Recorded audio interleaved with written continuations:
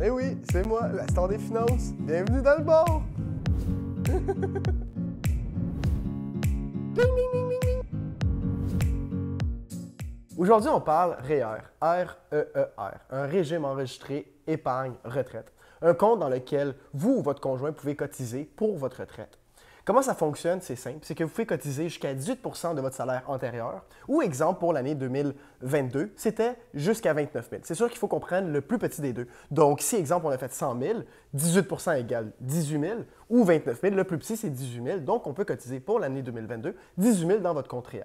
Comment ça fonctionne? C'est que les cotisations qui vont être faites dans ce compte-là vont subir un traitement favorable fiscal. Donc, ou un traitement fiscal favorable, allez-y comme vous le voulez.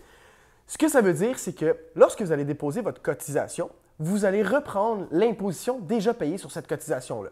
J'essaie de vous faire ça vraiment simple. Si je prends une paye, donc lorsque je reçois ma paye, je suis déjà imposé, je prends cet argent-là, je prends un 100 $ et on va dire que ma braquette d'imposition est de 50 %. Donc, je mets ce 100 $-là dans mes REER. À la fin de l'année, je vais récupérer l'imposition payée sur ce 100 $-là, qui pourrait équivaloir à environ 50 $. De plus, il y a 3 choses qui vont affecter le plafond d'un REER.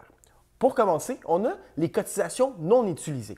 Donc, dans les années antérieures, s'il y a des cotisations que vous n'avez pas déposées dans votre REER, ça fait en sorte qu'avec les années, ils vont s'accumuler et que vous allez pouvoir les déposer, peu importe quand vient le moment ou lorsque vous avez la liquidité. La deuxième chose, ça va être les cotisations à un régime retraite. Donc souvent, quand on travaille dans des grosses entreprises, on a des régimes retraite ou des régimes de pension dans lesquels l'employeur ou nous, ou conjointement, on cotise de l'argent dedans. Il faut faire attention parce que ça va venir affecter le 18 %. Bien sûr, ça fait partie du 18 %. Donc si avec votre employeur, vous cotisez jusqu'à 10 % total de votre année antérieure, vous allez juste avoir la disponibilité de cotiser pour 8 % dans votre compte REER qui n'est pas rattaché à votre employeur.